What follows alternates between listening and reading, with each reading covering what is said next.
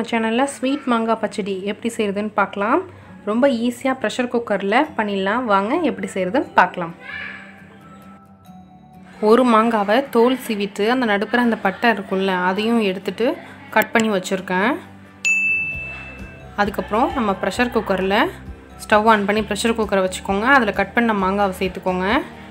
ஒரு 1/4 டம்ளர் தண்ணி ஊற்றிக்கோங்க. ரொம்ப ஊற்ற வேணாம், கொஞ்சமாக. அதுக்கப்புறம் ஒரு பிஞ்ச் சால்ட் போட்டுக்கோங்க. குக்கரை மூடி ஒரே ஒரு விசில் விடுங்க, போதும். டக்குன்னு விசில் வந்துடும். ஒரு விசில் வந்தோடனே ப்ரெஷரை ரிலீஸ் பண்ணிவிட்டு ஓப்பன் பண்ணிடலாம். இப்போது ஒரு விசிலுக்கு அப்புறம் ஓப்பன் பண்ணி பார்த்தா இப்படி இருக்கும். லைட்டாக நீங்கள் ப்ரெஸ் பண்ணாவே போதும், அது அப்படியே மசிஞ்சிரும். இப்போ எல்லாத்தையும் நல்லா மேஷ் பண்ணிக்கலாம். மேஷ் பண்ண அந்த மாங்காவை திருப்பி ஸ்டவ் ஆன் பண்ணி வச்சுக்கோங்க. உங்களுக்கு தேவையான சுகர் சேர்த்துக்கோங்க. நான் ஒரு 4 டேபிள் ஸ்பூன் சேர்த்துக்கிறேன். ஜீனி சேர்த்ததுக்கப்புறம் நல்லா மிக்ஸ் பண்ணி கொடுங்க. அது அப்படியே கொஞ்சம் லூஸ் ஆகிடும்.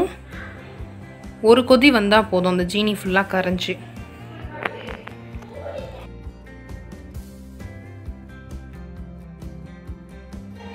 உங்களுக்கு வேணும்னா ஃபுட் கலர் சேர்த்துக்கோங்க. நான் கொஞ்சம் வீடியோக்காக சேர்த்துக்கிறேன். வீடியோ எடுக்கல, நான் வீட்டில் செய்கிறேன்னா கலரே சேர்க்க மாட்டேன். அந்த எல்லோ கலரே நல்லாயிருக்கும். அவ்வளோதான். இப்போ நம்ம ஸ்டவ் ஆஃப் பண்ணிவிட்டு இதை நம்ம தாளித்து கொட்டிடலாம். ஒரு பேன் வச்சுக்கிட்டேன். அதில் 2 டேபிள் ஸ்பூன் நெய் ஊற்றிக்கிறேன்.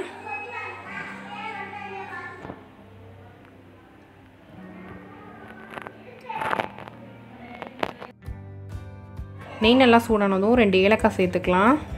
சில பேர் பட்டை கிராம்பு போடுவாங்க, எனக்கு அது பிடிக்காது. நான் வெறும் ஏலக்காய் மட்டும்தான் சேர்ப்பேன். அப்புறம் முந்திரி உங்களுக்கு எவ்வளோ தேவையோ அவ்வளோ சேர்த்துக்கோங்க.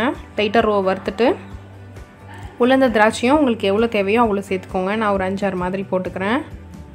வறுத்து விட்டு நம்ம வேக வச்சுருக்க மாங்காய் மேலே ஊற்றிடலாம். நல்லா மிக்ஸ் பண்ணிவிடுங்க. இவ்வளோதான், நம்மளோட டேஸ்டான மாங்காய் பச்சடி ரெடி ஆகிடுச்சு. இது பிரியாணிக்கு, தால்ச்சா, கீ ரைஸ் கூடலாம் நல்லாயிருக்கும். சிலர் இதை வந்து மாங்காவை துருகிட்டு நம்ம லாஸ்ட்டாக சேர்த்தோன தாளிப்பு அதை வந்து ஃபஸ்ட்டே தாளித்து அதுலேயே மாங்காவை வதக்கி விட்டு சுகர் போட்டு இறக்குவாங்க. சிலர் கட் பண்ணி போட்டு அந்த மாதிரி வதக்குவாங்க. அப்படி பண்ணும்போது கொஞ்சம் டைம் ஆகும். நம்ம இப்படி பண்ணும்போது டக்குன்னு பண்ணிடலாம். ரொம்ப ஈஸியாக இருக்கும். ட்ரை பண்ணி பாருங்கள். ட்ரை பண்ணிங்கன்னா எப்படி இருந்துச்சுன்னு எனக்கு கமெண்ட் பண்ணுங்கள். மறக்காமல் என்னோட சேனல் சப்ஸ்கிரைப் பண்ணுங்கள். தேங்க்ஸ் ஃபார் வாட்சிங்.